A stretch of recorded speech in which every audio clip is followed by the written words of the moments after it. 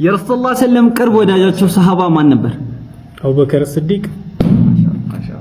ነብያችን ሰለላሁ ዐለይሂ ወሰለም በሶስተኛ ሰማይ ያዩት ማንን ነበር? ዩሱፍ ያዩት ነብዩላህ ዩሱፍን ነበር። የነብዩላህ አደም ዐለይሂ ሰላም የመጀመሪያ ልጅ ማን ነው? ወይኔ ያውቀው ነበረ። ሀቢል ነው በለው። ቃቢል። በረሱላህ ሰለም ቤት ካደጉ ሰሃቦች ውስጥ አንዱን ጥቀስ። አንድ ብቻ። አንድ በረሱላህ ሰለላሁ አሊ ብን አቢ ጣሊብ። አይደለም። የአሹራ ቀን በየትኛው ወር ትገኛለች? የአሹራ ቀን እንትና በአሹራ